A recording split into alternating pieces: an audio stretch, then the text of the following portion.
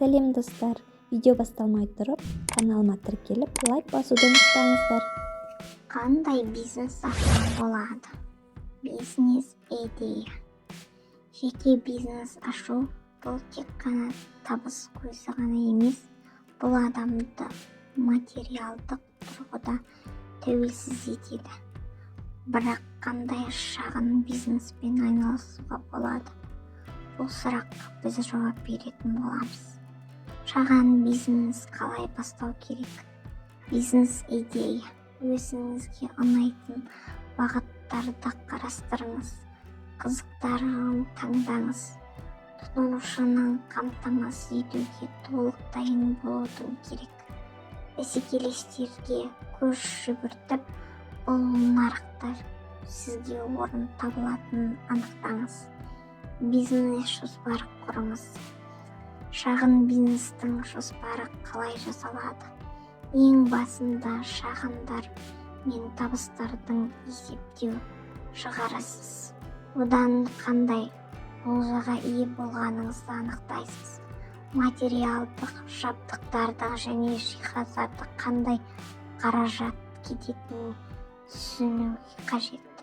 Жұмысты бастаймыз. Жалға ұсынылған бөлме немесе қойма іздейсіз. Шикізат, жабдықтар, шығын материалдар сатып алып, болашақ жұмыс орнын дайындайсыз. Жұмыскерлердің табысы. Егер сізге көмекші адамдар керек болса, оларды тауып қажет. Негізгі талаптары сай қызметтерді жұмысқа қабылдаңыз. Бизнесті ашамыз. Алғашқы сатылыңызда кейін пайда болған кемшіліктерді анықтап, оларды жойыңыз. 8 ең үздік бизнес идея. Қазіргі заманда кәсіпкер болу үшін ең бастысы бастапқы капитал ғана емес, ойластырылған бизнес идея болу керек. Егер сіз оны тапсаңыз, сіз өз ісіңізді ашу үшін үлкен қадам жасаңыз. 2018-2019 жылы өз ісіңізді бастауға арналған ең қызықты идеялар ұсынамыз. Гүл сату дүкені. Гүл бизнес әрқашан үлкен сұранысқа ие. Үйлену, той, туылған күндер, мерейтойлар, мерекелер, тіпті жерлеу рәсімдері флористің қызметін талап етеді. Сізге арнайы дайындалықты өтуге қажетті жоқ. Бұл бизнеспен айналысатын кәсіпкерлердің көбісі барлығын өздерінен үйреніп алды. Егер сіз гүл бизнесін бастап туралы шешім қабылдасаңыз, гүлдердің сатуға мүмкіндік беретін жақсы орын табуыңыз керек. Тұтынушыларыңыздың арнайы жаңа және тіпті сирек кездесетін гүлдермен тұрақты түрде қамтамасыз ету үшін сізге гүл жеткізілетін жақсы байланыс болу керек. Киім бизнесін ашу.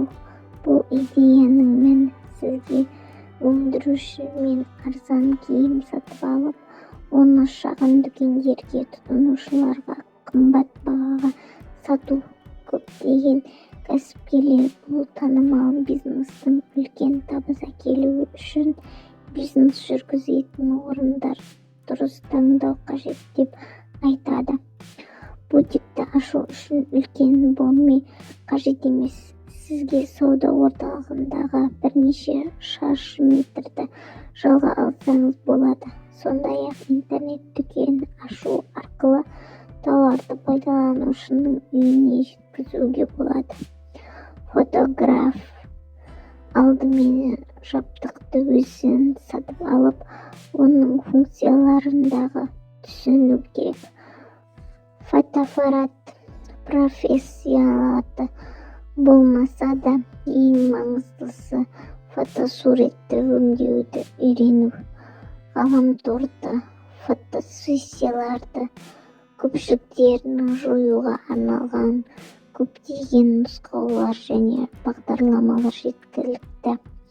фотоаппараттың қалай қолдану және өңдеу үйренгенсін портфолио жасап, әлеуметтік желілерде жасалған фотоларды жариялаңыз. Әлеуметтік желілер арқылы клиптер тауып, келіссөздерді сол жерден жүргізіңіз. Табысты бір бөлігін жаңа фотоаппаратқа жинай беріңіз. Пәтер жөндеу. Бұл бизнес бастау үшін көп инвестиция қажет емес. Сізге керекті құралдар жиынтығы және жұмыс формасын сатып алу керек. Әлеуметтік желілерде, хабарландыру тақталарында немесе газетте өзіңіз жайлы жарнама қалдырыңыз. Жақсы жасалған жұмыс сізге деген сұранысты көбейтеді. Техникалық жөндеу. Бұл бизнесте қажет құралдарды сатып алу мен тәжірибені талап етеді. Қазіргі заманда технология үнемді бұзылады. Сондықтан жөндеу шеберханаларды үнемі жұмыс істейді. Олар тапсырыстарды техниканы 2 апта бойы, ал кейбір жағдайлар 1 ай ішінде түзетіледі.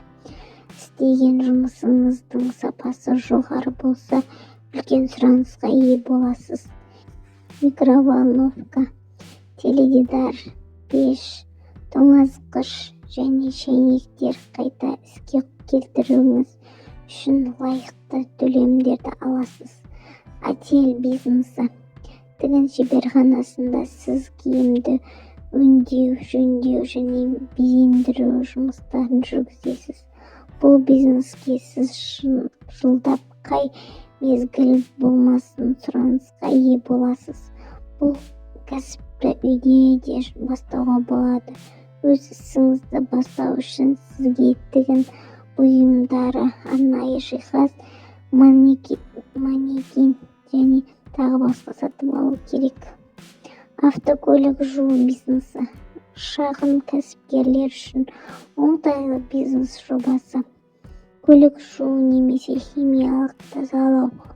Химический ашу. Автокөлік жуу арналған орындар таңдау.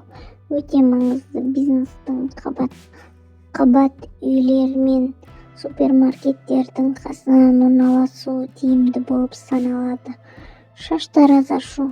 Шаштараз бұл әрқашан сұранысқа ие болатын бизнес түрі. Әрбір адамның шаштаразға баратын қажеттілігі туады. Бұл бизнес күрт ауытқуларға ұшырамайды. Шаштараз қызметтері клиенттердің қажеттілігіне қанағаттандыратын болса болды. Осы факторлардың арқасында шаштараз ашу идеясы шағын кәсіпкерлер арасында өте танымал. Интернетте ақша табу жолдары. Интернетте ақша табу мүмкін бе? Табысты қандай жолдар арқылы табуға болады? Ақша табуға арналған қандай сайттар бар? Интернет бұл үлкен әлем. Бұнда ақша табу жолдары шексіз. Ең бастысы сіздің ноутбугыңыз бүкіл әлемнің желісін қосып тұру керек. Интернет табыс табудың артықшылықтары. Жұмысты өзіңіз қалаған кәсіпте бойынша жасайсыз. Үйден шықпай жұмыс істегендіктен сіз жанұяңыздың көбірек уақыт бөле аласыз. Жұмысқа кешіккен үшін сөз алуға қорықпауыңызға болады. Қанша қаражат таба алатыныңыз өзіңізге байланысты. Кемшіліктері. Ақшаны табу жолдары дұрыс зерттеп алмай, сіз қандай да бір жетістікке жетуге қиын болады. Мұқият болмасаңыз, алаяқтардың қолына түсіп қалуыңыз мүмкін. Алғашқы уақытта сіз жасаған жұмыс өз жемісін бермеуі мүмкін. Сізге шыдамдылық қажет. Ақша табу әдістері. Интернет дүкендер. интернет-дүкендер ретіндегі жоғарғы сатысында орналасқан, себебі олар шынымен жақсы табыс әкеледі. Ақша табу үшін сізге тауарларды сатып алу үшін бастапқы капитал керек. Ең төмен баға ұсынатын жетістіктерге қажет ұйымдастырушылық қасиетіңіз болуы керек. Интернет-дүкен ашудың артықшылығы: тауарлар аз болса да жұмысты бастап кетуіңізге болады. Жұмыс жасау үшін көптеген қызметкерлердің жалдау, сақтау кеңістігі жолдаудың қажеті жоқ. Бастапқыда адамдардың бизнесті үйдің ішінен бастай береді. Серіктестік бағдарлама: бұл жерде сіз басқа адамдардың тауарларын сатасыз. Сіз менеджер боласыз. Партнердің тауарын ғаламтордан жарнамалап, әрбір сатылған тауар үшін өз пайдаңызды аласыз. Мына серіктестік бағдарламалардың жұмыс істеуіңізге болады. Ad1, Admitant, Sitwadis, YouTube бейне жазуларды тамашалауға мүмкіндік беретін хостинг компаниясы. Оның танымалдығы үнемі өсуде. Сондықтан интернет қалай ақша табуға болады деп ойлайсыздар? Бұл тәсілге міндетті түрде назар аударыңыз. YouTube'да үлкен табыстарға жету үшін оны үнемі жетілдіріп, көбірек уақыт бөлгеніңіз қажет. Жеке сайтыңыз: егер сізде өзіңіздің танымал сайтыңыз бар болса, табыс табу жолдарын іздей берудің болады. Өзіңіздің электрондық ресурстарыңызды табыс табу жолдары: басқа компаниялардың жарнамаларын орналастыру. Серіктестік бағдарламаларының көмегімен трафикті сатып алу арқылы өз тауарларыңызды сату арқылы. ВКонтакт әлеуметтік желісі: ВКонтакт желісінде айтарлықтай табысқа қол жеткізу үшін алдымен топ ашыңыз. Содан кейін топтағы адам сенімін көбейту қажет.